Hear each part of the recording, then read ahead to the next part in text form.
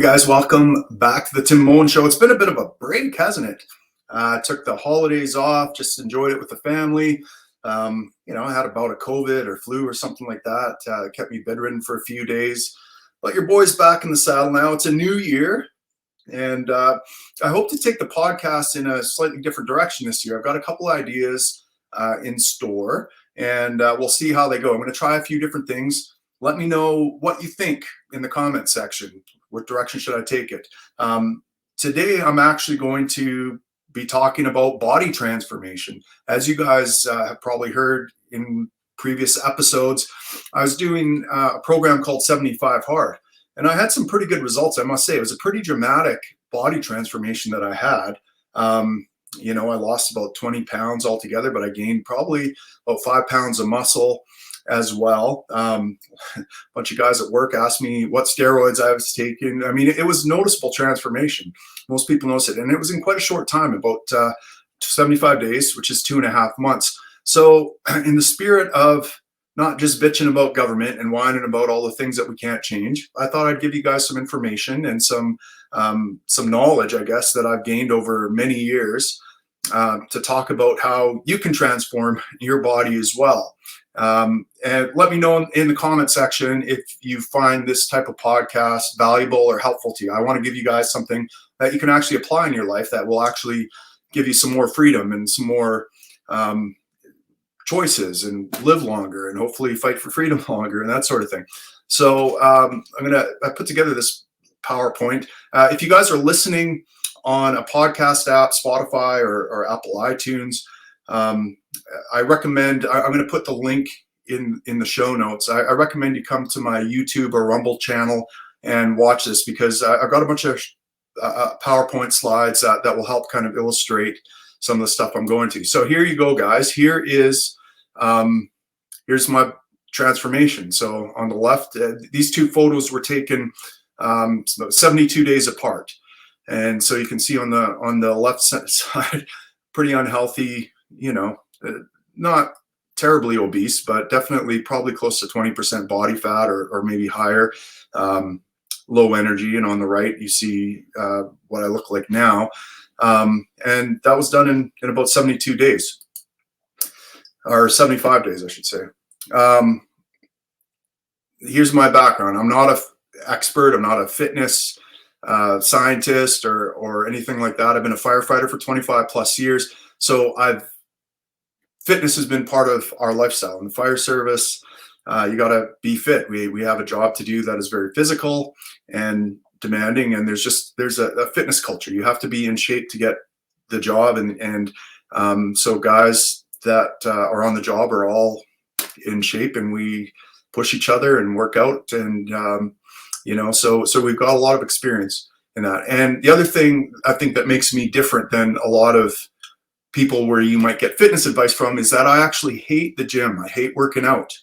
A lot of people you watch, fitness influencers on YouTube, and these are people that love the gym. They would live in the gym if they could. They can't get enough of it. Well, if you're anything like me, you hate it. And I'm gearing it towards people that don't love the fitness lifestyle, don't love working out, it's a chore, it's a grind to get in the gym. But more than I hate the gym, I hate being fat and out of shape. And so, prior to embarking on 75 Hard, I'd been out of the gym for probably a year and a half. I've gone in there maybe, half a dozen times in a year and a half, nothing consistent. The other thing to know about me is I've tried everything. Okay. All the fitness magazine programs, all the latest fads, Body for Life, Body by Science. I've done high intensity programs. I've done high volume programs. I've done strength training. I've tried everything, and I can tell you what works, what doesn't work, especially, well, I can tell you what works and what doesn't work for me. Maybe a little bit different for you, but there are principles behind what works and what doesn't work. And I'm hoping to elucidate some of those today.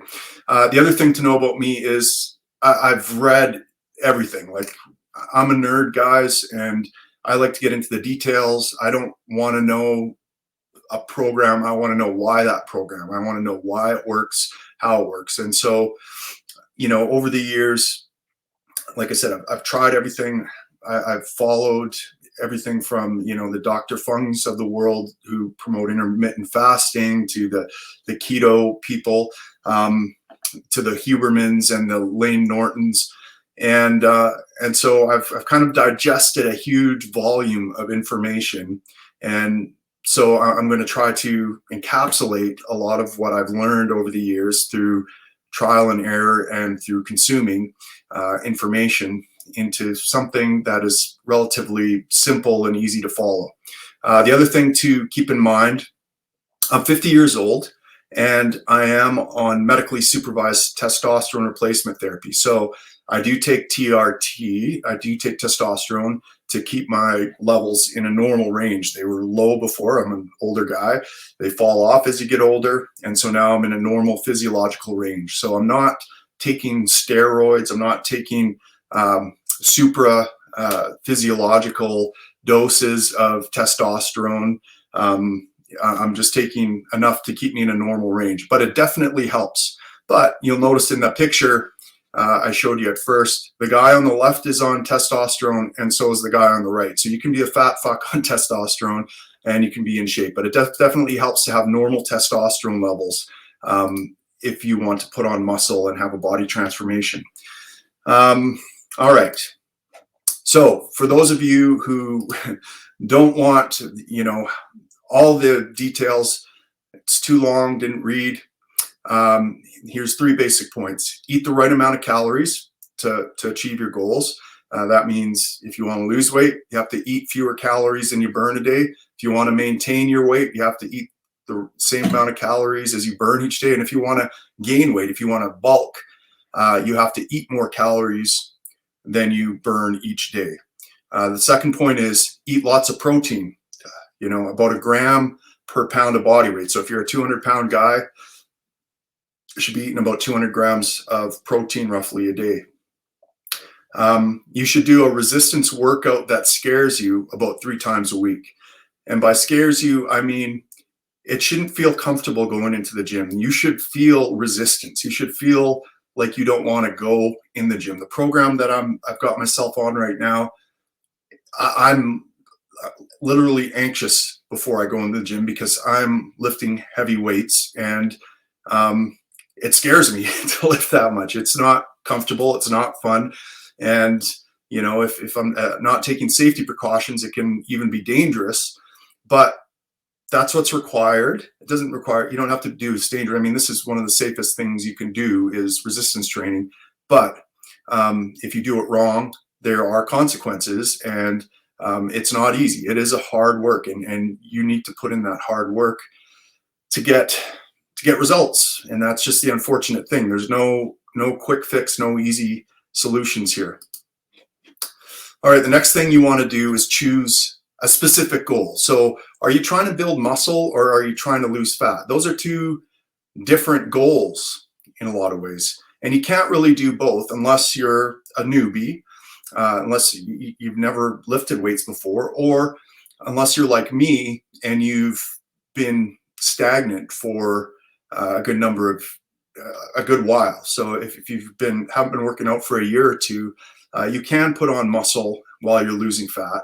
It's very difficult to do if you're a trained, if you are, if you've been training regularly and you're past the newbie phase of your training, where putting on muscle is really hard to do and gains come slower. Well, it's hard to do that in a calorie deficit while you're losing fat.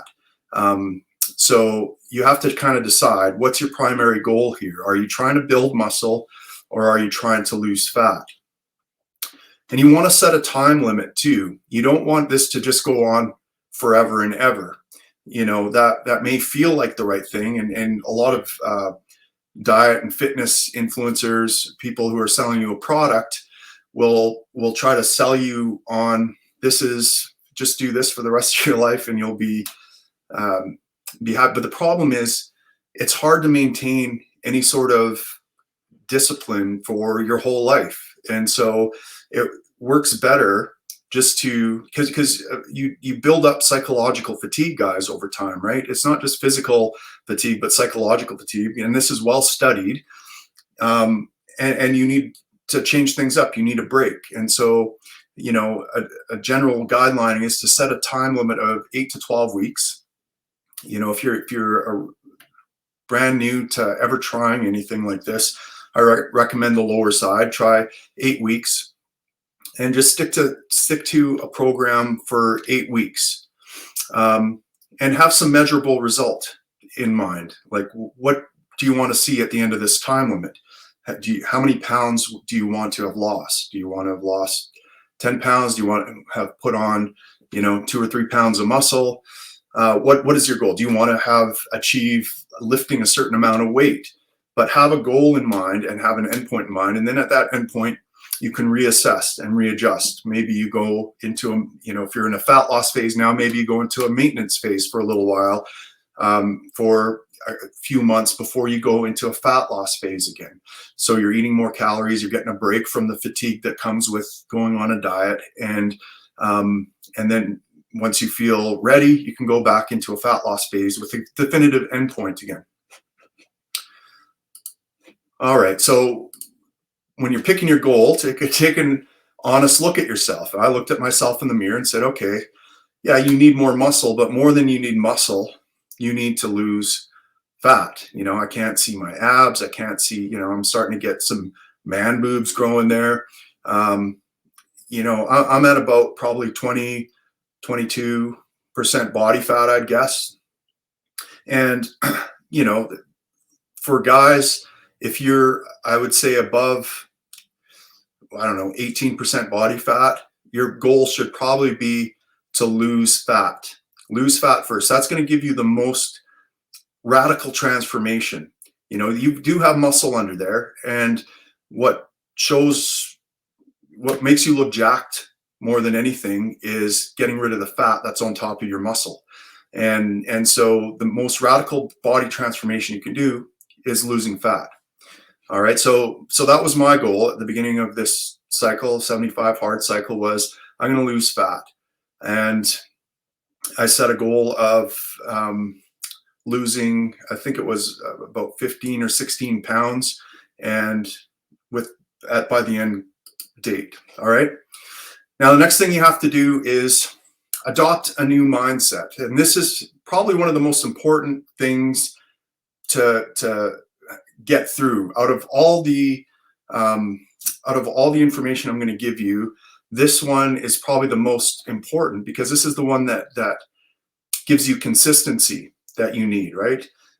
Having one heroic workout isn't going to provide much change, but having a lot of even subpar workouts and is, right? So, just because you fast one day doesn't mean you're going to get skinny. You have to eat fewer calories than you burn if you want to lose fat over time, consistently, over that whole period. And that requires adopting a new mindset.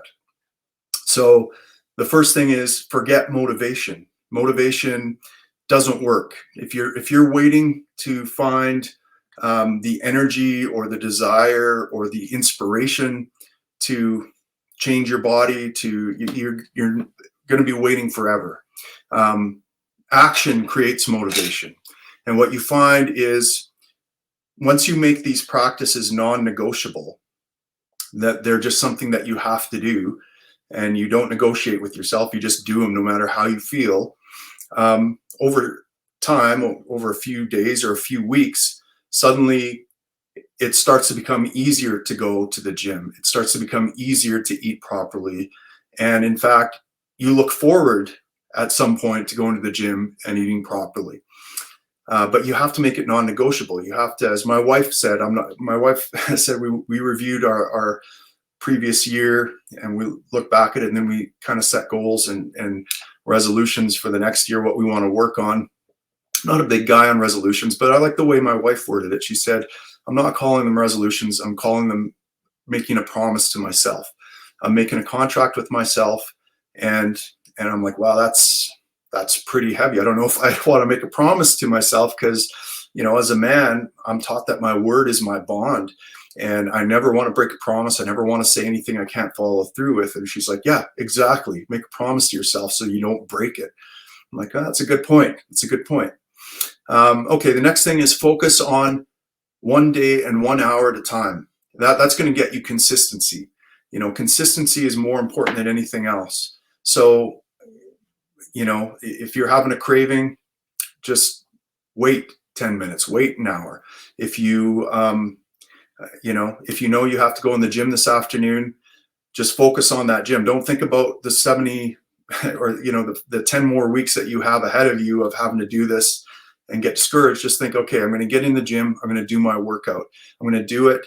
And you don't have to have a stellar workout. You don't have to have an optimal workout. You just have to get in there and form that habit. And you can do that. And you can get off the couch and do it right now, right? The other thing is changing your relationship with food. You know, normally we think of food as a pleasurable thing. At least I did. You know, it's all about the mouth orgasm, so to speak, right? I love potato chips. I love the feeling in my mouth. I love watching TV and movies, eating them. I love a good meal. I'm a bit of, you know, we're all a bit of a foodie, right? We love that pasta. We love the pizza. We love the hot wings.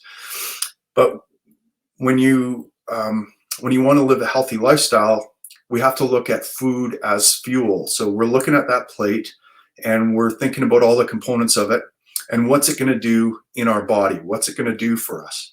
And so the way I look at food is I look at the protein because that's going to build my muscle. When I work out in the gym and I feed it protein, I know that protein's going to build muscle. When I eat carbs, I'm thinking of them as fuel. What's going to fuel me for that workout? When I look at fats, I think about the necessary hormones in my body that are made out of fat. I think about the processes that use fat. And so I don't want to, so if my food is fuel, I want to make sure I'm getting the appropriate fuel in my body to make it work good. And so I'm not looking at all the things I'm eliminating. I'm looking at where's that high octane fuel that is going to give my body the best ability to recover, work out, and perform on a daily basis. I'm going to adopt a new identity. Okay. And this is goes back to, there's a book called The War of Art by Stephen Pressfield. And he says, you know, the thing you have to do if you're a writer, if you're a content producer, whatever you do, you have to, even if you don't feel like it, you have to sit down in front of that blank piece of paper. If you're a writer, you have to tell yourself, I'm a professional writer. I am a writer. That's who I am. That's my identity. And I'm a professional and I will sit here and I will write. And even if you're not really a writer, even if you haven't accomplished anything, that's what you do. You adopt that identity and then you eventually become that. You fake it till you make it. So what's your new identity? Your new identity is you're a fit person. You are a person that does fitness, that does body transformation. You're the person who eats healthy and works out. That's just who you are. And even if you don't feel like that, you got to keep telling yourself that. And eventually you become that. The other thing is don't dwell on mistakes. It's very easy if you have a cheat meal or you have a break and you just mow down on a giant bag of potato chips, or you miss a workout one day to beat yourself up and be like, it's all for naught. I just ruined everything. No, you can't dwell on it. You have to acknowledge it and move on. Tomorrow's a new day. This hour is a new hour. And we're going to start doing things, making the right choices. All right. So now we're getting into some of the technical stuff behind losing fat and body transformation. So the first thing to know about is your total daily energy expenditure, or TDEE. This is the amount of calories you burn every day as a human being. And that's comprised of the basal metabolic rate. And that takes up about 70% of the calories you consume every day is just your basal metabolic rate. What does it take to keep your heart beating and keep your brain thinking? Okay, your brain actually consumes a huge amount of calories just thinking. And there's been some studies that show focused reading can actually slightly increase the amount of calories you burn. You're not going to lose any weight thinking extra hard, but you know, it's good to know that your body is burning calories, and there's nothing you can do about it. It's just burning calories at a particular rate. And the bigger you are, the more calories you're burning. The other thing is non-exercise activity thermogenesis, or NEAT. Okay, that is what I'm doing right now. I'm talking, you know, I'm shifting side to side, my hands are moving, I'm having all these movements and activity, and that makes up about 15% of the calories that I burn every day. You'll notice, you ever notice a really skinny guy? Sometimes they're a smoker, sometimes they're a meth addict or whatever, but they have really high NEAT, really high activity, right? Their legs are shaking, they're bouncing around, they're just animated people, right? Those people have a really high NEAT, and their NEAT might be 20%, 25% compared to a normal person's 15%. Thermic effect of food is something else. So it actually takes calories to digest and absorb our food. And different calories, different types of food require different energy levels to absorb them. So for example, protein takes more energy to absorb quite a bit more energy than carbs. And so quite often when people switch to, say, a carnivore diet or a high protein, low carb diet, even if they're eating the exact same number of calories, they'll suddenly notice that their weight starts dropping. And that's because they've actually increased their total daily energy expenditure. They're burning more calories just because they're eating more protein. Now you'll notice, and this is kind of interesting, exercise activity thermogenesis. So this is what you do in the gym. Your purposeful exercise only burns about 5% of your total daily energy expenditure. So what does this say? This says that exercise, if you're trying to lose weight by exercise or exercise alone, you're going to have a hard time, because if that's only 5% of your energy expenditure every day, you're not going to be able to lose weight just by working out. It's very hard. All right, so you need to figure out what your maintenance calories are. What is your total daily energy expenditure? It's different for everyone, but you know, the bigger you are, the more calories you burn. The more active you are, the more calories you burn. There's lots of online calculators that can give you a rough idea to start with, and none of them are going to give you a precise number for you. They're just going to get you in the ballpark. So what I recommend doing is tracking every single calorie that goes into your body, and I'm talking about everything you drink, the cream that you put in your coffee, the ketchup that you put on your French fries, as well as all the food you're consuming. Track everything on a day-to-day basis.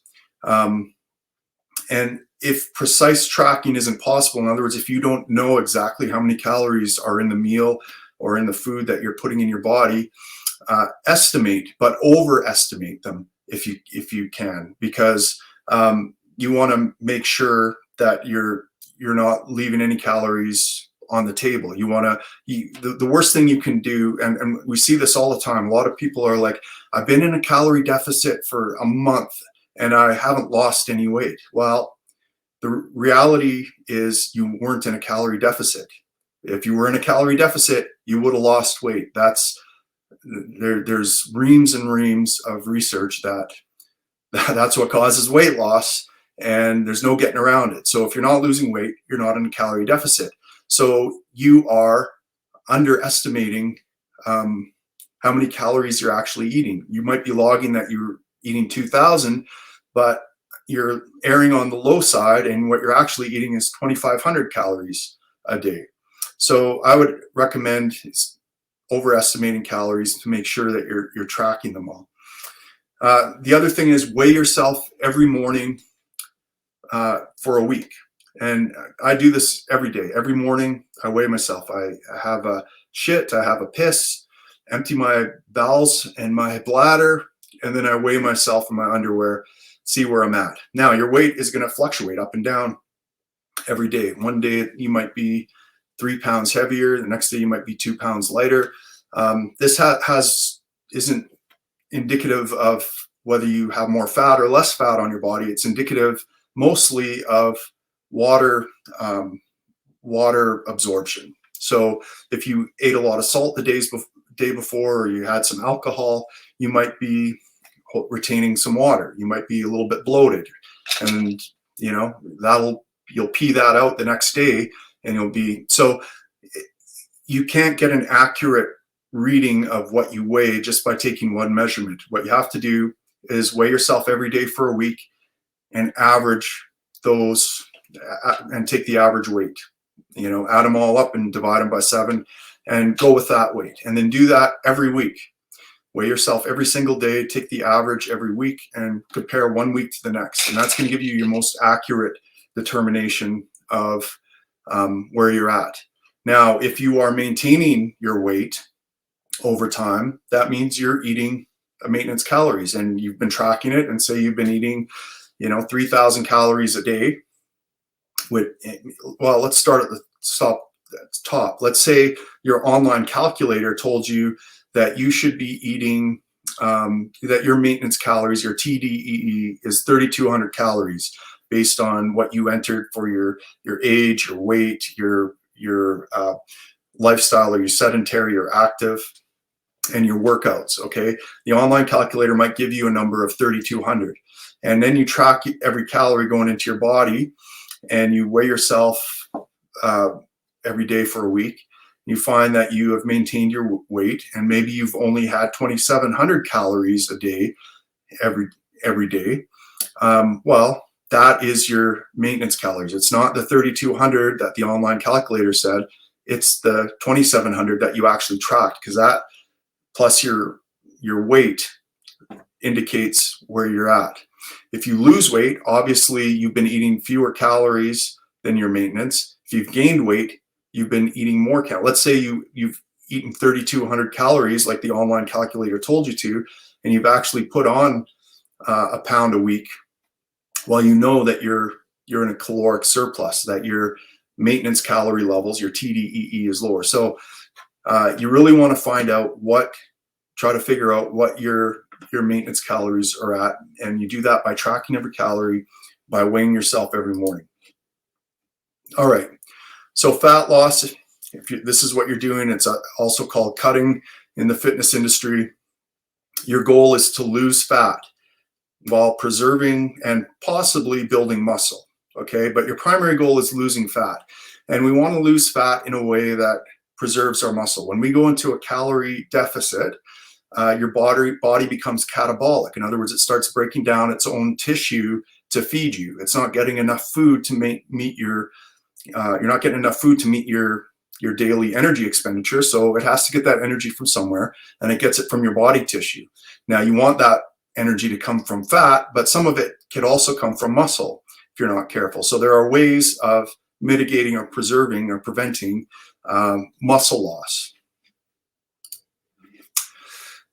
When you're fat cutting, avoid fat burners and other snake oil. So you will go to a fitness store and they'll sell you fat burners, which are, some of them are just snake oil. Some of them actually do work, but they have negative unintended consequences. So, for example, ephedrine was often used fat burner for a long time. So, I mean, it's like taking meth to burn fat. Meth is a fat burner, by the way. Meth or any stimulant burns fat because it increases NEAT. It increases non-exercise activity thermogenesis.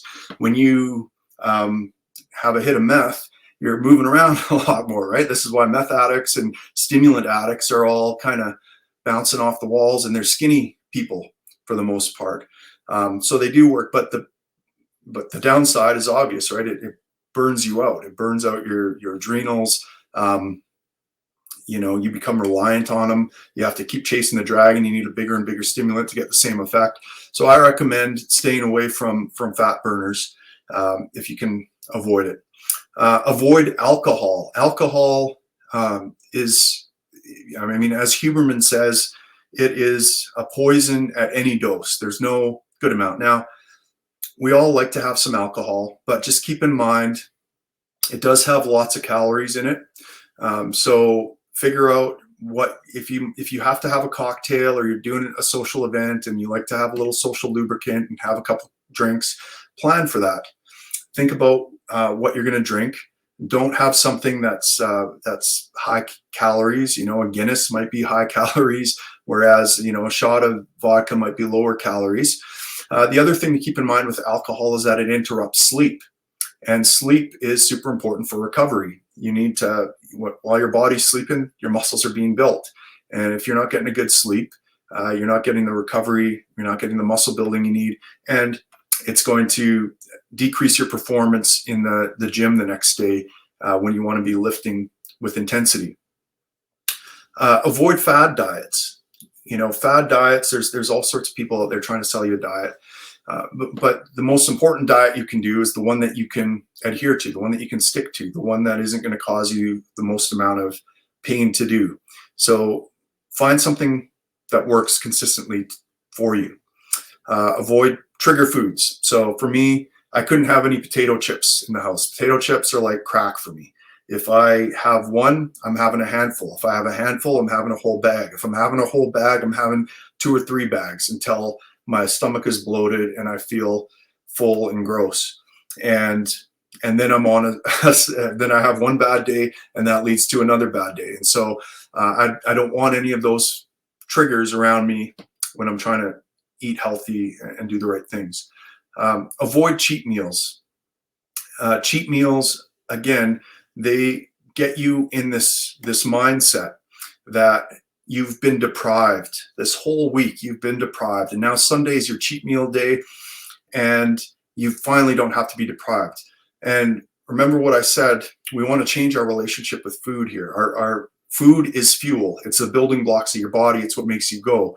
And so you haven't been deprived. You've been feeding your body everything it needs. You've been nourishing your body, and now you're going to throw a wrench into that, and you're going to eat something that isn't going to nourish your body, something that's going to make you fat, something that's going to make you sluggish, something that's going to possibly remove all the gains you've had. I mean, let's say you've been in a calorie deficit of 500 calories for every day for the past 6 days. That's what, 3,000 calories. Okay, so 3,500 calories is a pound lost. Well, you could erase all that on Sunday by eating a 3,000 calorie surplus, right? Having all the ice cream and having all the pizza. So all that work you did all week will mean jack squat because you had a cheat meal. So don't get into that scarcity mindset of you're depriving yourself and therefore you have a reward. No, you're rewarding yourself all day, every day, 7 days a week with nourishing meals. All right. Also, when you're cutting fat, it's important not to do it too rapidly, okay? This is going to help you preserve muscle. You want that muscle under there. A, you want the muscle because that's what's going to look good when the fat's gone. And B, you want that muscle because it burns more calories, it's more metabolically active, and it gives you more strength to do the things you want, right? So to do that, we aim to lose 0.5 to 1% body weight per week maximum. Okay, so for myself, when I embarked on 75 Hard, I was 235 pounds, and I aim to lose 1.5 pounds a week. So that's, what is that, about 0.75% body weight a week or something like that. Again, we're looking to diet for no more than 6 to 12 weeks. We want to keep it in a manageable block to avoid fatigue and also to avoid lowering NEAT. As you go into a calorie deficit, you start to become more and more sluggish over time. And that's going to drop down how much you move around and how active you are and reset your metabolic rate at a lower level. So now your total daily energy expenditure has gone from 3,000 to say 2,700. And you don't want that. You want to keep your total daily energy expenditure high. And so that's another reason to limit how long you diet for. And then we're going to cut calories. And like I said, 3,500 calories roughly equals 1 pound of body weight loss. So if you're, in my case, if I want to lose 1.5 pounds a week, I have to cut 750 calories a day to lose 1.5 pounds a week.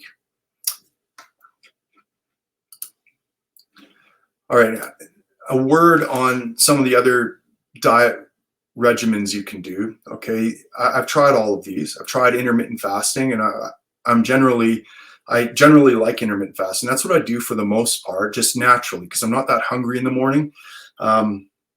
So intermittent fasting, usually you'll pick a window in the day where you feed, right? And it's maybe a 4-hour window or an 8-hour window. Let's say you break your fast at 1 or 2 p.m. and then eat your last meal at 6 or 7 p.m. That would be intermittent fasting. Consume all your calories in that amount of time. Now, even if you're not counting calories, intermittent fasting often works to put you in a calorie deficit, because it's just harder to consume all the calories you need in a day if you're limiting the amount of time you can eat it. Keto is similar. Keto, the first thing that will happen is that you'll start peeing a lot once you get into ketosis. You'll pee out about 10 pounds of water. And so it's a very responsive diet in that you'll notice the scale go down very rapidly. So when I went on keto, I lost about 10 pounds in about a week and a half. That's not fat, that's all water weight. You're peeing a lot because you have all these ketones you need to clear out of your body, and so your kidneys are working overtime, and you have to drink a lot to maintain hydration, and your water balance shifts, and so you lose 10 pounds. Now, as soon as you stop keto, that 10 pounds comes back immediately. Like everything you drink gets retained by your body because you're no longer in ketosis. So it's kind of a false weight loss, at least for the first bit. But keto does work for a lot of people because you're eating foods that are very satiating, that fix your hunger, right? So you eat fewer calories a day because you're just not that hungry on that diet. And that's the same with carnivore. Carnivore does the exact same thing. You lose weight often because you're in a calorie deficit, because you just aren't that hungry on a carnivore diet, because you're eating food that is very filling and satiating, and you're just not that hungry. And they all work, and CICO is calories in, calories out. And of course, again, the literature, I used to subscribe to this idea that you have to be in keto to burn fat, or all these things, and it turns out all that stuff is bunk. It's just basic thermodynamics. If you consume fewer calories than you burn in a day, you'll lose weight. So it really is calories in, calories out. And some of those diets, like intermittent fasting, keto, and carnivore, are really good strategies to get you fewer calories in a day than you're burning without making you hungry and craving and different things like that. All right. Regardless of whether you're just doing a normal diet or keto or carnivore or any of those things, I recommend all of this. Read the nutrition labels on all your food. Okay, that little package, they all have nutrition labels. And make sure you know what's in the food, what the macros are, how much protein, how many carbs, how much fat. Log all your food, including sauces, drinks, snacks. Prioritize 1 gram of protein for every pound of body weight. And by that, I mean the first thing you should be thinking about eating is your protein. That does 2 things. One, it makes sure you get the protein you need to build the muscles that you're going to be working out in the gym, but it also makes you less hungry. If you were to, let's say you have a steak, salad, and potatoes on your plate. If you eat that steak first, in about 15 minutes, you're going to be relatively full. You're not going to feel like eating a whole bunch more. Whereas if you devour your sides first and then your steak, you could be feeling hungry for more sides and take another helping of potatoes and gravy or something like that, right? So that's why I say prioritize 1 gram of protein per pound of body weight. Ideally, spread your protein over at least 3 meals. This is kind of traditional bodybuilding 101, and it comes from the idea that for there's been some evidence over the years that you can only absorb a certain amount of protein per meal, per sitting, and that's anywhere from 20 to 40 grams of protein is what you'll see a lot out there. But there was a recent study that showed that even eating 100 grams of protein in one sitting doesn't mean that you only absorb a portion of it. That protein actually stays around in a usable form in your system to be used for protein synthesis for a lot longer. So while I should have a star next to this where you eat at least 3 meals, whether you're eating 3 meals or 1 meal or 2 meals, just make sure you get that 1 gram of protein per pound of body weight. Bodybuilders who are specialized in hypertrophy and packing on muscle, I mean, they'll eat at least 6 meals a day. They'll spread their protein over the whole day. They want to make sure that, in fact, I know some bodybuilders that get up at 2 in the morning and have protein to make sure they're not losing any opportunity for protein synthesis. You think about it, you're in the gym, you've provided a serious stimulus to your muscle, and now you want to make sure that it has every opportunity to grow that it can, and that means making sure there's protein in the environment. And so bodybuilders take that to the next level by making sure there's always some protein in there. But it turns out that might not be necessary. That even 1 meal a day of a high protein might be enough to keep you there. All right, aim for 25% calories from fat, and the rest should come from carbs. This is just a rough guesstimate or rough idea. You want to make sure that you have enough fat in your diet to maintain body functions. Things that are made out of fat, your cell membranes are made out of fat, so ideally you want some high quality fats, right? Some MCT oil or coconut oil, those are generally some good fats, but the rest should come from carbs. You want carbs to fuel your workouts. And one thing you'll notice if you're on a keto diet or a carnivore diet is your energy levels. You'll have good mental acuity all day long because your brain seems to work good on ketones, or even in a calorie deficit. I've noticed it seems to work really good. But your body doesn't have the same energy from ketones. It doesn't have that intense contractile energy available from ketones that it gets from carbs.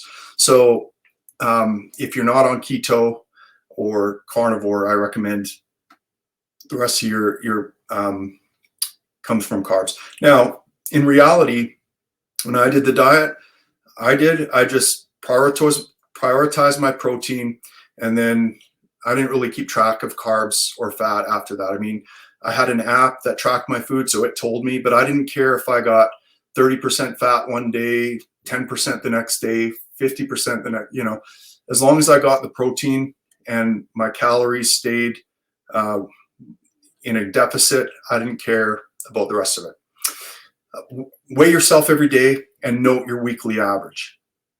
We talked about that before.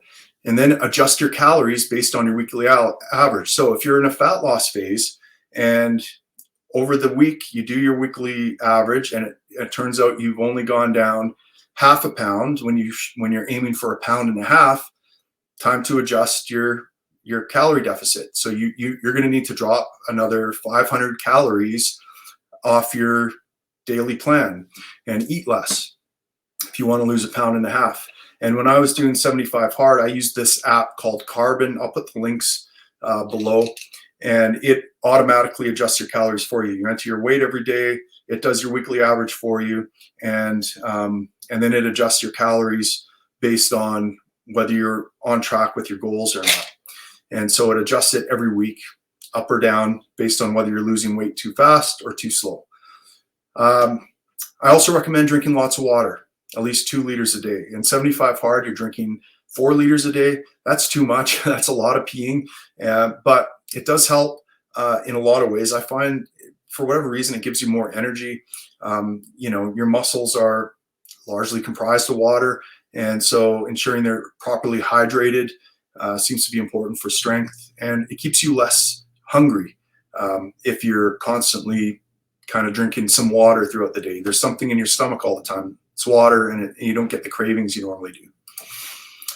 All right, so here's an example of some of the foods that you can eat that are relatively clean. And this goes for whether you're in a fat loss cutting phase, or whether you're just maintaining your weight. Chicken breasts, they're low in fat. Lean steaks, fish, ground beef, ideally lean or extra lean ground beef. It is more expensive, but when you notice how much fat is in a lot of these, you'll see that, like, if you just try to eat all your protein from just regular ground beef, you can do it, but your fat, the number of fat calories is going to be really high, and it's going to be hard to stay in a calorie deficit eating all that extra fat that you don't want. And it's going to be hard to get in enough carbs in, maybe you have 300 calories left that you can get from carbs throughout the day. That's not going to be a lot to help fuel your workouts. So this is why we generally recommend leaner proteins, because with higher fat content, it's really hard to stay under that in that calorie deficit. Whey protein powder is really useful to supplement. It's hard to get all your protein. For myself, 200 grams of protein is like 6 or 7 chicken breasts. And that's a lot of chicken breasts. I just can't eat that. It tastes, dry and it's just hard to get down. So supplementing with a protein powder is helpful. You can throw it in a shake and down it, right? Pork tenderloin, egg whites, chickpeas, Greek yogurt. Carbs, you're looking at quinoa, rice, whole grain pasta, Ezekiel bread, potatoes, oats, granola, broccoli, spinach. Healthy fats, avocados, whole eggs, olive oil, almond or almond butter, coconut oil. Useful condiments, sugar-free sauces and syrups, no sugar added ketchup, diet sodas. Yes, you can eat diet sodas. No, there's no credible evidence that they cause major health problems. I like to use Mio sweeteners and electrolytes and put that in my water. So I'll have a 2-liter thing of water, and I don't like the taste. I don't like plain water. It's just boring. So I like a little something in there to add sweetener. Protein bars are a great snack to have on hand. And Quest protein chips. I just discovered those this last quarter, and they are a godsend for a chipaholic like me. They're high in protein, low in carb and fat, and they help satisfy that tooth. I don't want to call it a sweet tooth, that potato chip tooth. Is that something? Like, here's an example of a meal I made. Now this looks like it would be junk food, right? Like it would be a bad thing. But look at the calories and the macro content. This is 728 calories.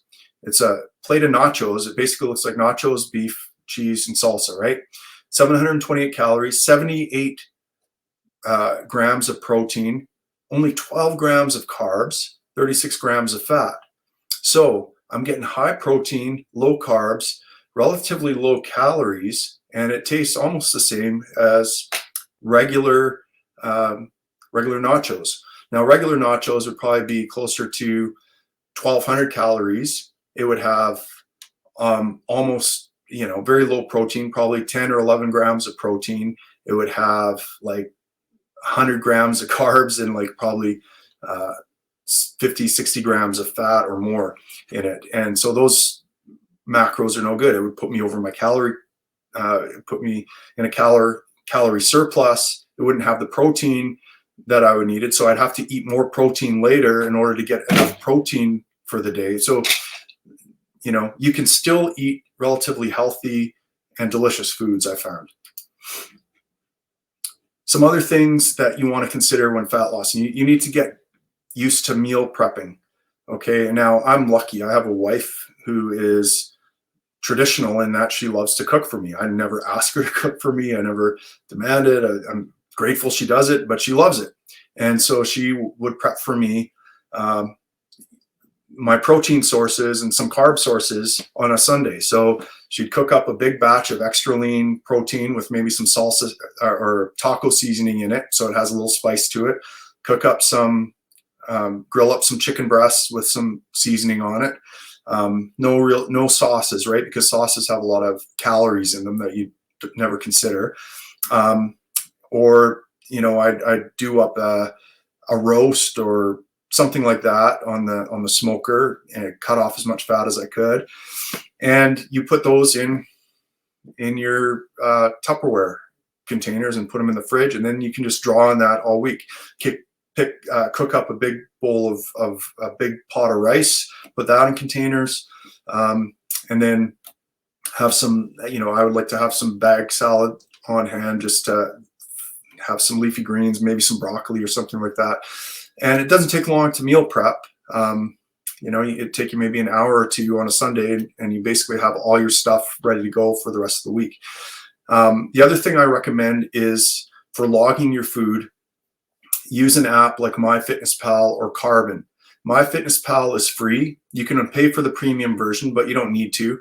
But it's free, and you can scan food labels with it. It'll enter, you just enter in your food, and it basically has your macros right there. And so you don't have to enter in each food label and enter in how much protein and all that. It automatically does that for you. So they're super handy. Carbon is about $12 a month, but it works very similar to MyFitnessPal, but it also automatically adjusts your calories based on your weight, and it has kind of an AI coach that helps you manage that. So I've been using that, and it works quite well. In terms of going in a calorie deficit, again, you can do cardio or you can do diet, and a lot of people do both. Like burning more calories definitely helps put you in a deficit, but also eating less food puts you in a deficit. And so consider this, that 3 cans of regular Coke is equivalent to about a 30 to 45 minute run. So if normally you're consuming 3 or 4 cans of Coke a day, well, you could go on a 45-minute run and run hard and have to get motivated and off the bench to do that. Or you could simply not drink 3 cans of Coke. You could replace them with Coke Zero, and you get the same results in terms of fat loss that you would get from doing that cardio. So diet is far more effective at putting you in a calorie deficit than working out is, and then cardio is. A couple things about the challenges you're going to face are going to be things like special events, restaurants, fast food. You're out, you don't have your meal with you, you're hungry. If you're a shift worker like me, you're working night shift and you're on the ambulance, you forgot to bring some food, and now you're hungry. What do? You want to plan for these types of things, right? So, or you're going to a family function and there's going to be some alcohol there, and there's going to be a bunch of fat finger foods and things like that. Well, there are strategies you can use to deal with situations like this. So for example, if I know there's a special event coming up, if I know I'm going over to a family member's house, I'll eat fewer calories throughout the day. So I'll make sure that if my daily calorie allotment is say 2,000 calories to stay in my calorie deficit, I'll only eat say 1,000 calories prior to going to that event. So I'll have 1,000 calories to play with when I go there. So I can comfortably eat a bunch of the junk food and fast foods and whatever's on there and still stay in my calorie deficit. So I'll still lose fat.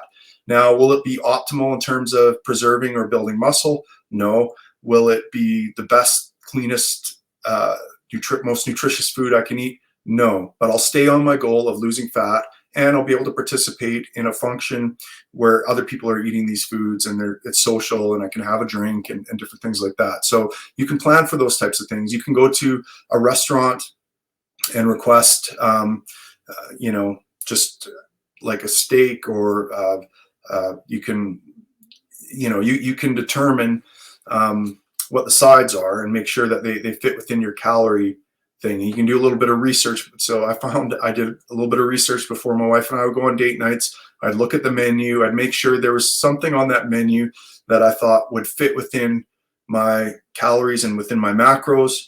And then it was okay to go there. Sometimes I couldn't find one. We'd choose a different restaurant. And it's the same with fast food. There are options out there at fast food restaurants. You can get a wrap at McDonald's or different things like that. If you enter them into MyFitnessPal, you can see exactly what the macros are and make sure you're within your caloric intake and within your macro range for the day. So there are options out there. As long as you don't do that on a regular basis, you can fit that in and you can still be losing fat. It just takes a little bit of pre-planning and a little bit of forethought. All right. Now you're going to end your diet at a predetermined date. So like we said before, about 8 to 12 weeks, you're going to end it. And you're not going to go hog wild at this point, right? Now, if you hopefully you're not in the mindset where you feel like you've been so deprived, now you're just going to go hog wild. My wife did fitness competitions for a while, and this is what would happen, right? It's a normal thing. Maybe treat yourself to a cheat meal or whatever. But right after the bodybuilding show was over, it would be mowing down a box of donuts and all the foods that she felt deprived of for so long. I mean, but these are people that are going into a severe calorie deficit for extended periods of time. It's not a healthy thing to do, right? What we're doing here is we're only losing 0.5 to 1% body weight a week. We're doing it at a gradual pace. You shouldn't feel that deprived and have those cravings. And even if you do, I recommend not going hog wild. Stay clean. What we're going to do is just increase our calories back to what our new maintenance is. Now, remember, whatever we started at, if we were 250 pounds and now we're 230 pounds, our maintenance calories have dropped, right? They were at one level, now they're at a new lower level. So you want to take that into consideration. You don't want to go back to your old maintenance level because now you'll start putting on weight. If you eat maintenance calories of a 250 pound person and you're a 230 pound person, you're going to become a 250 pound person again in short order. So you want to just increase calories to your new maintenance. And again, weigh yourself every day, note the weekly average, and you just want to stay at that weight. Your goal now is just to stay at that weight for a while. Just enjoy being that weight before you do anything else. And this might go on for a while, and then take another assessment. Have you lost as much weight as you want to lose? Are you, for myself, I lost enough weight. I look good in the mirror. I liked what I saw. I was down to probably 12, 13% body fat. I could get lower, and I probably will in the future. But right now, I want to build some muscle, and I want to be able to eat. So I'm coming out of a maintenance phase. So I just did this. I ended my diet mid-December, and I kind of just have been coasting at maintenance. I'm maintaining my weight, eating calories. It's nice eating, more calories than I have been. So, again, I was in a 750 calorie deficit, which is considerable deficit. So I was feeling hungry and having cravings. And when I added those 750 or actually more like 600 calories back because I lost 20 pounds, I've just been maintaining my weight. I've been feeling good. I've been feeling full. I haven't had cravings, and, I'm staying pretty lean. I haven't gained any that much weight. I'm probably in a bit of a surplus because I'm gaining a few pounds over the last 4 weeks, maybe 3 pounds or something like that, but that's okay. I want to go into a bit of a bulk now. I want to make sure I'm putting up bigger numbers in the gym. I want to make sure that I'm packing on some muscle. And then I've got my wife and I have a beach vacation in April. And so about 6 weeks out from that beach vacation, the end of April, I'm going to start a cutting phase, and I'm going to try to do a pretty significant cut, maybe about 2 pounds a week of body fat, and try to get as shredded as I can for those beach photos. And that's kind of how I'm structuring my program. But stay at this maintenance phase, I would recommend for a bit before you decide to do anything else. Just enjoy your new body, your new weight, your new habits, and see if you can maintain for a while. Now, if you're going to do a muscle gain, a lean bulk, a lot of things stay the same. We want to avoid all the things like alcohol. We want to avoid a dirty bulk. And by that, I mean just eating all the foods and not caring how much calories you put in your body and what you eat. Some weightlifters call it bear mode, where they just consume as much as they can. They used to have this stuff called mass gainer that had protein and a shit ton of sugar in it. And it was just designed for like teens. It was marketed at teens who are hard gainers, who had difficulty putting on weight. but it would mostly just make you fat. You put on muscle, but you put on a lot of fat as well. So the goal with muscle gaining is to go in a slight calorie surplus, but not so much so that you're adding muscle as well as fat, right? You're going to put on fat anytime you're in a surplus, but you're also going to put on muscle. And so the goal is to put on muscle without putting on too much fat. And then eventually when you go to cut again, the goal would be to preserve that muscle and lose the fat. And so that's kind of how they do it in bodybuilding. And that it works pretty good just in general life too, though, to go through these phases. It's no fun to just be in a constant fat cutting phase or a constant maintenance phase, or constantly bulking. You want to switch between them. It keeps things fresh, and it's how you actually get gains as well without the psychological fatigue. Also, avoid performance enhancing drugs if you're a novice. All right, if you're a newbie in the gym, if you haven't done much working out, you're going to get lots of gains. Your muscles will just respond. That's the time in your life when you'll pack on the most muscles, and you don't need PEDs until you become an advanced weightlifter. And by advanced, I mean you're no longer getting gains. You're no longer getting stronger. You've maxed out your strength. You've maxed out your hypertrophy. You've done everything you can, and now you're stalled out. That's when PEDs are used, if you feel like you need to use them. All right. Your goal here is to increase lean muscle while minimizing fat increase. And so you should aim for 0.5 to 1% body weight increase per month. Notice we're doing a gain much slower than we're doing a fat loss. With fat loss, it was 0.5 to 1% body weight lost per week. Now we're aiming to only gain 0.5 to 1% body weight per month. So for myself, at 215 pounds, that's what, 2 pounds I'm looking to gain in a month if I'm doing a lean bulk. And that means 250 to 500 daily caloric surplus above TDEE. And then when you stop the bulk is when your body fat becomes unacceptable. So let's say your body fat gets back up to 18 to 20%. Okay, that's too much. Now I need to go into a cut. Now I'll have gained a bunch of muscle if I get back to that, if I stay in the gym and keep doing what I'm doing. If I get back to 20%, I'm going to be much stronger and have a lot more muscle on me. So when that fat peels off, I'll look even more jacked and shredded than I do now. So that's okay. But that's when you stop doing a bulk. All right, let's talk about exercise. Now, exercise, the goal here is to gain more muscle tissue. Fat loss, like we talked about, comes from diet. So the goal of exercise isn't to lose fat. You're not going to lose fat by exercising. It's to gain muscle. And to get gains, there's 3 things that you need to have: stimulus, recovery, and nutrition. So the stimulus is the exercise, the recovery is the rest, the quality of sleep, and we're finding that sleep is so important. And the time off you take between providing a stimulus. And then you need the building blocks. Your muscles are built out of food, so you need to put the right food in your body to get the gains. Consistency equals gains. So you want a plan that you can stick to. If you aren't consistent, you won't get gains. It's that simple. Choose an end date. Just like fat loss, choose an end date. 8 to 12 week training block, right?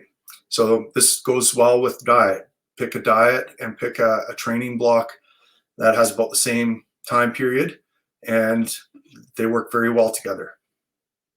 Log your workouts. Just like you log your food, log every workout. What gets something about measured gets managed. What gets measured gets managed. There you go. So you're measuring your workouts. You're measuring how many reps you're doing, what the weight is, how many sets you're doing, and you're doing that every workout to see your progress. All right, a few things about exercise, just some, I guess, definitions. Reps or repetition is the number of times you complete an exercise before taking a break. Sets are one block or one set of reps, i.e. you do bicep curls for 10 reps, take a break. Failure is the point at which you can't perform another rep with proper form or tempo. Okay, that's proper form or tempo. Now there are other definitions of failure out there, but that's generally the most common one. All right. Intensity is the proximity to failure in which you perform your exercises. They're often measured by reps in reserve or rate of perceived exertion. So this is how hard you're working to finish that set. Reps in reserve, or RIR, is how many reps you could have completed in your set had you continued your set to failure. So for example, you could have done 10 reps, but you stopped at 8. That means you have 2 reps in reserve, 2 RIR.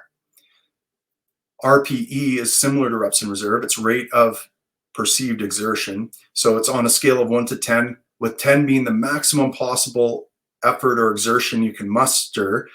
How did that set feel? So it's very similar to RIR. If you have 1 rep in reserve, in other words, you could have done 1 rep more, but you stopped, that might be considered a 9 RPE, 9 out of 10 exertion. If you have no reps in reserve, that would be like a 10 RPE.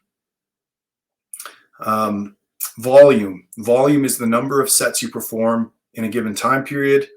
AMRAP is an acronym that means as many reps as possible. So if you see that in a workout, do 3 sets of AMRAP. That means you're just doing as many sets as possible of that exercise.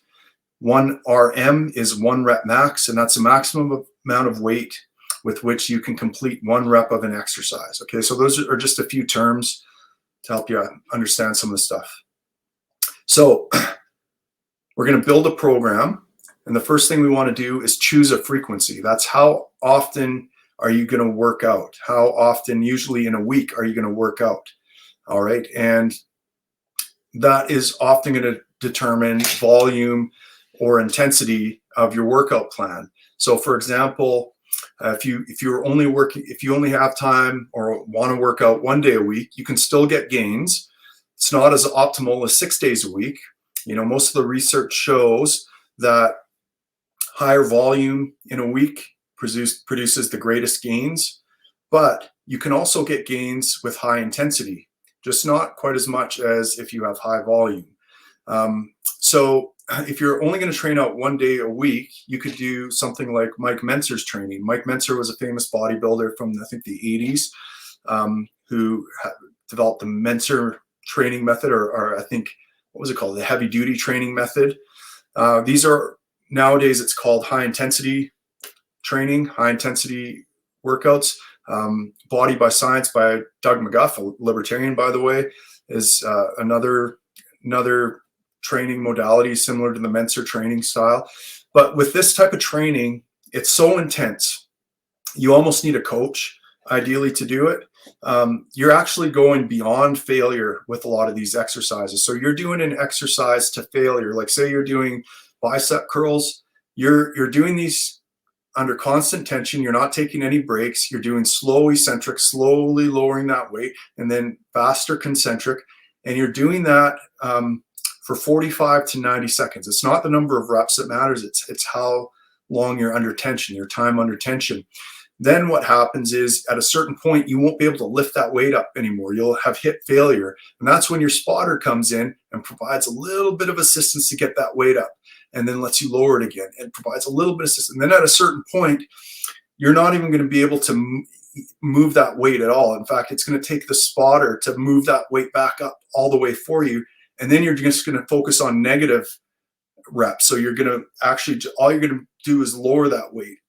Spotter's going to lift it back up. You're going to lower it. So you're going well beyond failure here to the point where that muscle, and so in these programs, they often do a warm-up set and then one set to complete an utter annihilation failure. Just one set. You can't do more because your muscle will have been totally annihilated.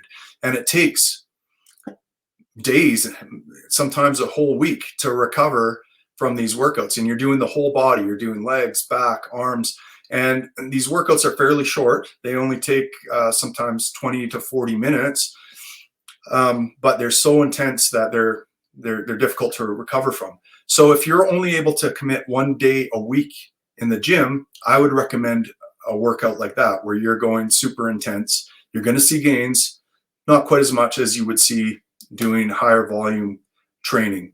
Although I will say some people in the high intensity space who really believe and push high intensity training will say that they've tried all the other conventional approaches. And while those conventional volume approaches work for most people, they get the most gains from these high intensity training. And that may have something to do with the type of muscle fiber or genetics that they're born with. People with fast twitch fibers may benefit more from high intensity than people who have more slow twitch fibers, something like that. So, whatever works for you, I guess, right? If you have 3 to 4 days per week, you might want to try something like starting strength. You can do a good strength program. You're going to get, one of the things about generally strength and hypertrophy are looked at as two different types of workouts, and they are, but there's a lot of overlap. You are only going to get stronger by building muscle, right? So strength programs that build your strength also build muscle as well. And I think they're fantastic. I had Chad Granger on here the other day, a barbell coach, talking about why strength training is so important, especially in older people, to increase your ability, your resilience, your ability to handle loads, your ability to handle falls and lift things and just do day-to-day things. The older you get, it seems like it's more important. So I highly recommend it. And I've gotten the most gains in my life from doing strength training. I've gotten more hypertrophy out of strength training than I have out of regular hypertrophy training. That's just me, something that I've noticed. And like Mark Ripito says, you can't lift things unless your muscle gets bigger, right? It just goes hand in hand.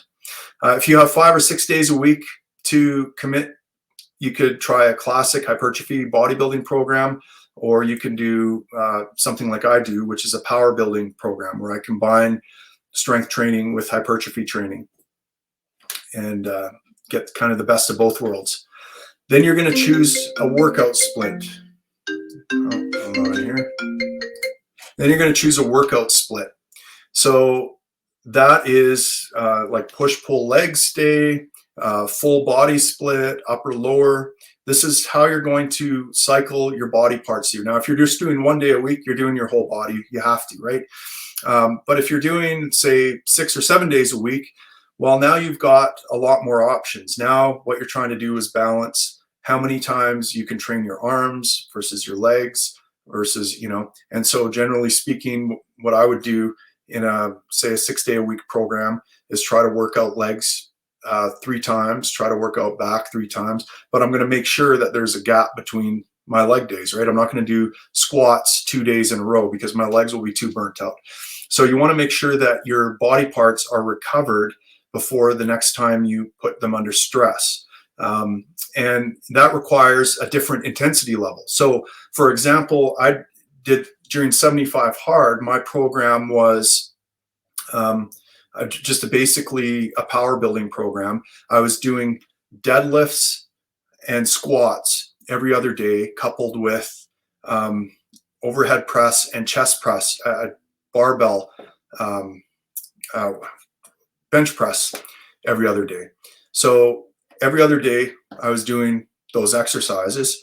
And so I would do squat and overhead press one day, deadlift and bench press the next day, squat and overhead press the next day, deadlift and bench press the next day. So I was doing these 7 days a week, as well as additional exercises for 45 minutes.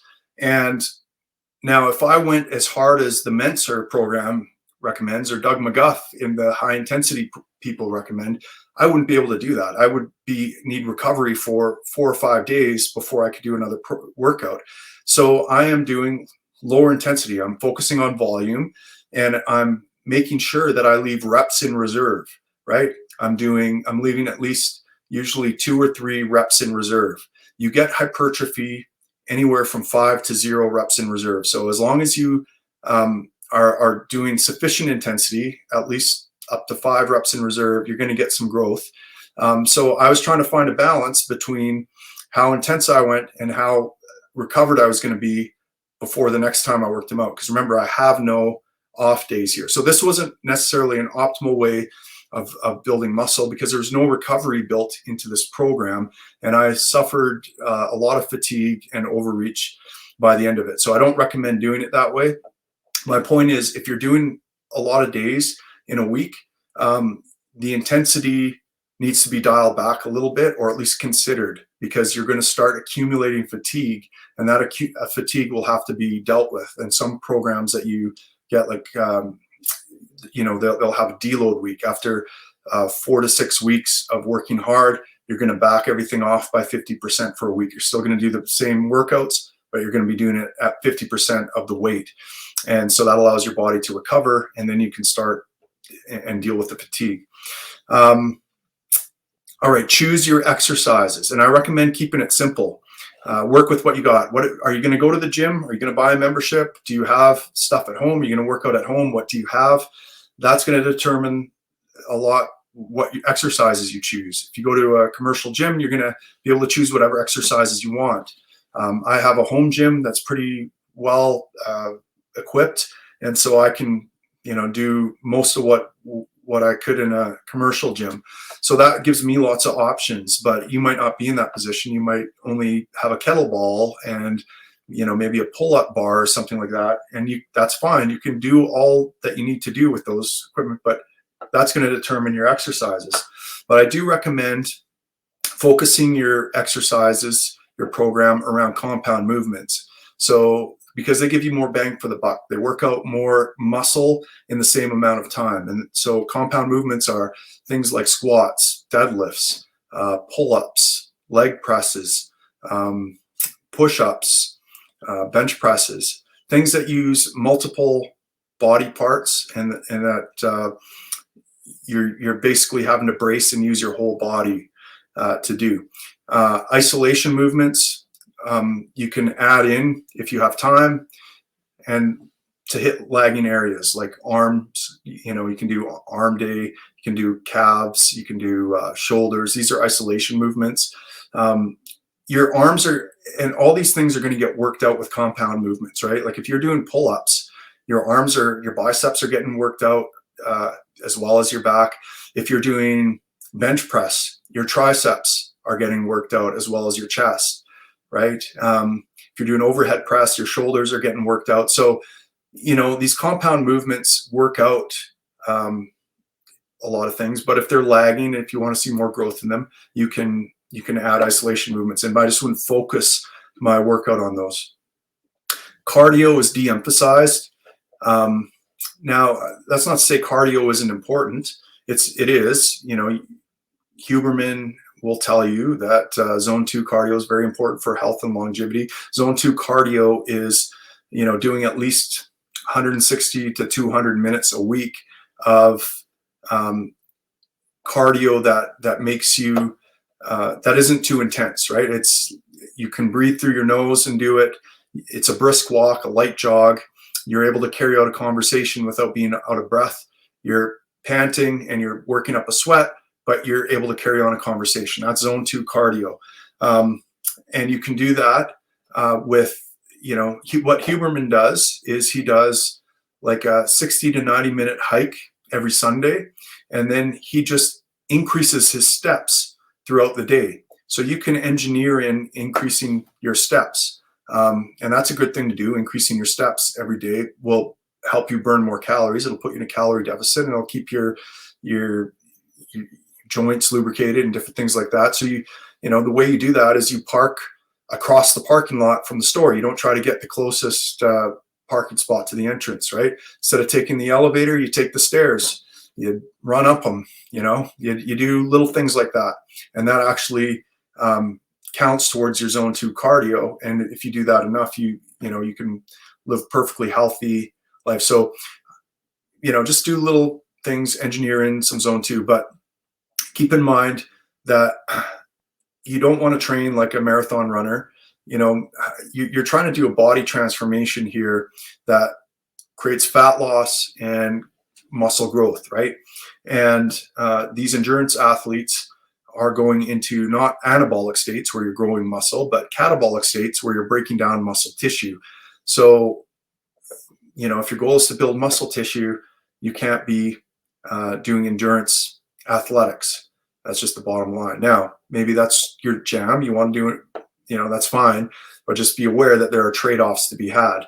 And maybe that's good. Maybe what you want is, a reasonable physique and a great and a reasonable endurance running time or something like that, right? Maybe you want to be good at reasonable at running a long distance and reasonable at strength.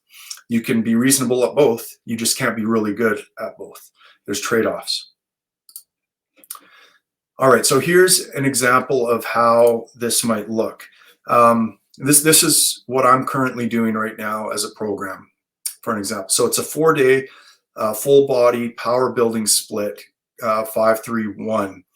Now, I'm a shift worker, so a week doesn't mean anything to me. I don't design my workouts from, Monday to Sunday. I design my workouts around my shift, which is 4 on, 4 off. And so that's why I do it this way. And so the way I'll do it, I have 4 days. I do my 4 days, and then I might start my 4 days again right away. So I might do Monday to Thursday, might be this 4-day split I built.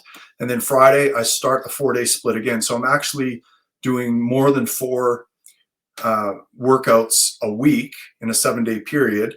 And I'm fitting in my rest days around work days when I know I'm not going to be able to work out. So this is what it looks like, a split looks like for me. Day 1, I'm doing squat strength. So the first thing I focus on with my power building is strength portion. So I focus on one different strength movement each day is my focus. So the first one is squat strength, and then I'm going to do shoulder hypertrophy and back hypertrophy. And what that looks like is I'll do squat, 3 sets of 5. So I'll do warm-up sets, and that can be anywhere from 3 to 4 warm-up sets to build up my neuromuscular pathways and get ready to handle the load that I'm scheduled to handle that workout. And then I'm going to do 3 sets of 5 heavy lifts, squat. Then I'm going to do overhead press, 3 times 1 to 2 reps in reserve. So this means I'm going to do usually 8 to 12 reps, and I'm going to leave 1 or 2 reps in the tank. I'm not going to go to complete failure because I'm going to have to use those shoulder muscles in a couple days, so I don't want to burn them out. Then I'm going to do lateral raises. So I'm just hitting another aspect of my shoulder, because with overhead press and strength training, and you're getting a lot of front delts, okay? And you're getting a lot of chest, but you're not getting a lot of side delts. If you're interested in looking good and having a noticeable physique, shoulders are a really big thing, and side delts especially. But one of the things that happens with lifters, and especially bodybuilders, is they have huge front delts, but quite often the side delts are only marginally bigger than the average man's because they don't hit that size. So, guys like Mike Israetel, who's a professional bodybuilder and exercise physiologist, talks about doing lateral raises and making sure you focus more on side and rear delts than that. So that's why I have those in there. So I do lateral raises, 3 sets of them to complete failure. So 0 reps in reserve, because those muscles I don't use for much else. They don't need to be fully recovered. And in fact, shoulder muscles can actually recover fairly quickly. So I push those pretty hard. Then I do back hypertrophy, and I usually do pull-ups. So I do 3 sets, with 0 reps in reserve. So I do those full out. Then the next day, day 2, is deadlift strength. So that's the strength exercise I'm focusing on day 2. Then I do chest hypertrophy and arms hypertrophy. And what that looks like is, again, deadlift 3x5. So I'm warming up and doing, 3 to 4 sets, working up to my working load. And then I'm doing 3 sets of 5 heavy deadlifts. And that weight goes up every single week. Every single week, I'm trying to put more weight on the deadlift, on the squat, on the overhead press, and on the bench, whether that's 5, 10, 20 pounds. Usually it's 5 or 10 pounds at this point because the gains are coming slower, but it's going to be harder. And this is why I say these workouts are kind of scary, because I barely pulled up, let's say, last week, I barely pulled up 345 pounds for 5 on the deadlift. Well, today, actually, after this podcast, I'm going to have to put 355 on that deadlift. Now, I barely did 345 last week, and now I'm going to have to put up 355. That scares me. That's going to be hard, and I'm not looking forward to that, but it's just non-negotiable. I'm going to have to go do it. Then I do incline dumbbell press, 3 sets to 1 to 2 reps in reserve, dips, 3 by 1 to 2 sets, reps in reserve, cable press down to 0 reps in reserve, cable curls 3 times 0 reps in reserve. So I'm doing cable curls and cable press downs. I'm doing arms to complete failure. Arms are one of those muscles that can recover quickly. You can work them out really every day and without too much difficulty. So that's why I go to complete failure on those sets. Day 3 is overhead press strength, legs hypertrophy, back hypertrophy. So again, overhead press 3x5, hack squat, 3 sets, Romanian deadlift to get my hamstrings, 3 sets, barbell bent over row, 3 sets, and then I'm out. Most of these workouts, guys, are about 45 minutes to an hour. And the only reason they're that long is because I take plenty of time in between sets. I want to make sure I'm completely recovered between sets. There's no point in rushing it. You get more stimulus and more intensity when you're fully recovered. So it's not uncommon to wait 3 to 5 minutes to lift my next set. Day 4, bench press strength, deadlift hypertrophy, and arms hypertrophy. So you get the idea. And this is how my program is built. And you can build yours in a way that is more conducive to your schedule.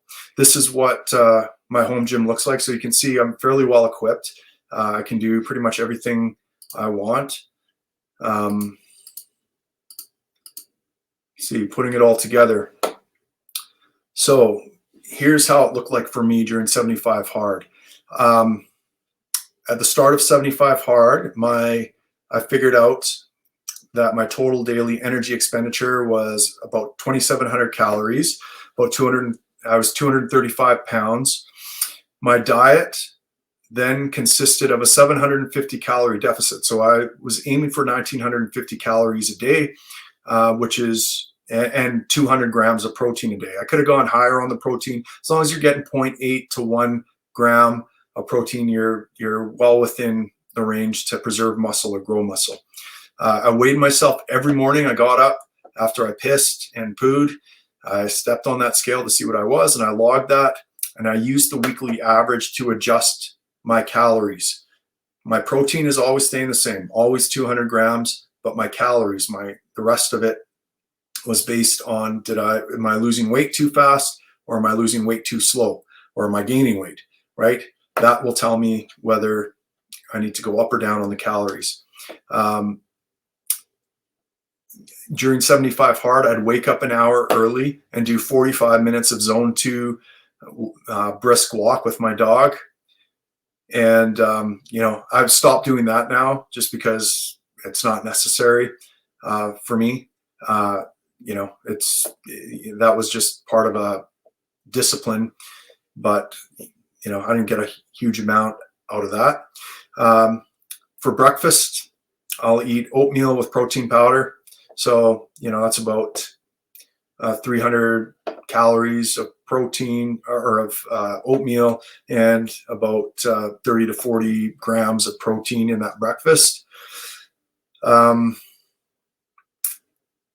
do my morning routine. I'll usually, that's the time when I do my writing, content creation, anything that requires brain power. That's when I'm freshest and most creative.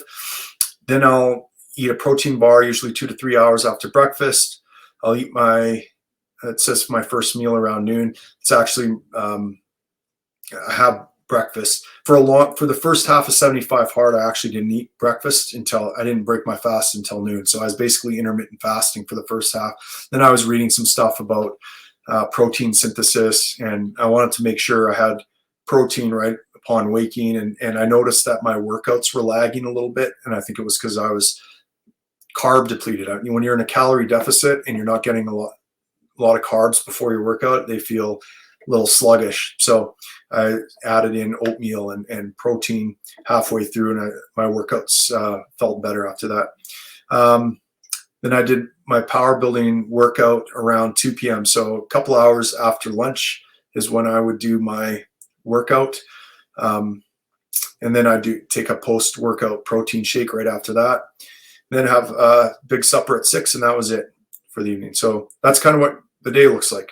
And it's relatively simple, but it can be hard until you start getting used to it, right? And now it's just kind of a habit and part of a lifestyle. Some miscellaneous things to keep in mind: supplements. They're almost all garbage. They're almost all trying to sell you something. The only supplements that are valuable from my perspective is whey protein. That's the primary one. Having some whey protein, it's good quality protein, and having it on hand is super useful to make sure you have enough protein. Post-workout shake, dumping it on my oatmeal in the morning. I mean, that just helps you hit your protein macros for the day. Without it, it would be harder. I'd have to cook some eggs or cook some meat or do something else to add to it. So I recommend whey protein. Creatine is well studied and definitely helps. I'm on creatine now. I wasn't on 75 hard. One thing to keep in mind when you start taking creatine, it will improve your strength, but it'll also shift your water balance. And a big guy like me can expect to gain about 5 pounds of water weight when you take creatine, and that was basically true with me. So when I started my new maintenance plan, I'm like, okay, I'm going to take creatine now, and I'll expect the scale to go up about 5 pounds over the next week just from the creatine, and I won't freak out because it's not fat. In fact, creatine will make your muscles look fuller, and they'll make you look more jacked in a lot of ways, even when it's adding weight to you, because it's not adding fat to you. It's just adding water primarily in your muscle cells. So creatine is recommended. I'd also recommend getting a food scale. I weigh pretty much every meal to see exactly how many calories I'm getting. So I put my plate down. I hit the scale button that zeroes out the weight of the plate. I add my protein. I see how much protein's on there. Try to get 200 grams of steak or extra lean ground beef. Log that. Then I zero the scale again. I put on my rice, see how much rice I have, 150 grams. Zero the scale again. Add my greens, see how much that is. And I log all that and keep going. You get used to it. And then after a while, you don't have to use a scale anymore because you can approximate things good enough to know if you're in the right ballpark for calories. It's not a bad idea to get a coach. I didn't use a coach, but I know my wife and daughter both have used coaches in the past, even though they're knowledgeable. We're a fitness household. My wife is very knowledgeable. She could coach people. I could coach people. My daughter could probably coach people.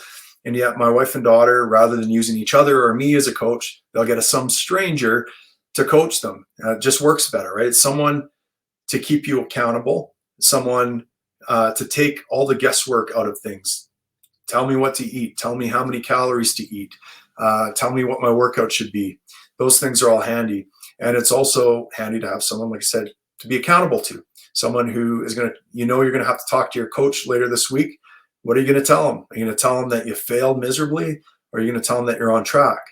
Well, you're paying for a coach. That means you're committing to something, and you don't want to waste your money, and you don't want to waste the coach's time. So it's kind of an intrinsic motivator, I guess. The apps I use that I would recommend are Jeffit, which is a free workout app. You can pay for a premium thing, but the premium is pointless. But you can log all your workouts. You can design workouts and then log them. It's way easier. I find I'm never going to carry a notebook with me and log everything. I know a few guys that do that, and it's actually a really good habit to get into, to have a written notebook and log everything. Because in a notebook, you can even log how that set felt, like how you feel that day working out. Do you feel like you're dragging ass? Do you feel like you're on top of the world? Do you feel like you've gotten a good pump that day? Do you feel like you're weak that day? All those things are good. That's good information to have, so you can kind of track and see how you're doing and what adjustments you need to make going forward. But I don't go into that much detail. I just want to see what my numbers were last week and what my numbers should be this week in terms of my strength lifts, because I want to see steady progression. And Jeffit is great for that. MyFitnessPal is a great app for logging your diet and tracking your weight. So you can enter your weight on there. You can log your diet. It has a barcode scanner, everything you need in the free version. And then the premium version has some extra stuff. I think it gives you like time of day when you're eating and stuff like that. The free thing is, I think, good enough for me. Like right now I'm using Carbon, which is Lane Norton's app, which logs diet, weight, and it has a bit of coaching in it. So every week you check in with the AI coach. Were you on track with it asks a few questions. Were you on track with your macros? Is this the weight you're going with? It averages your weight over time.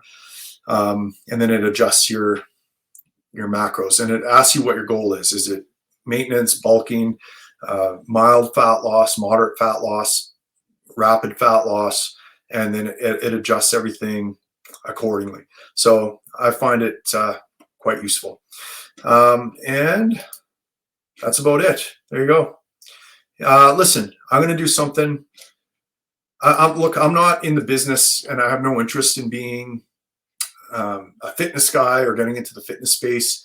I just want to give you guys some information. I want to see you be successful. And I know a lot of this stuff can be daunting, and I probably gave you way more information than you wanted or needed. And I doubt most of you are even listening at this point.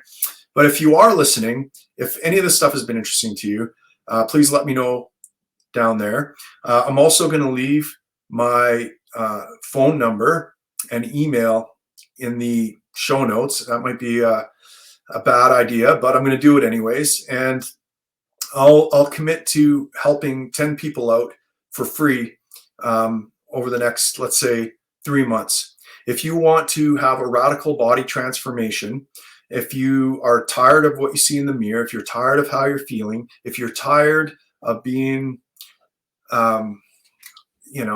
just fluffy, overweight, low energy, hit me up. I'll help you out. I'll help you for free for 3 months. I want to see 10 people do this. And text me. First 10 people, I'm going to help out. And we'll help you achieve your goals, and hopefully we'll get more liberty together. Anyways, till next time, I'm Tim Moen. See ya.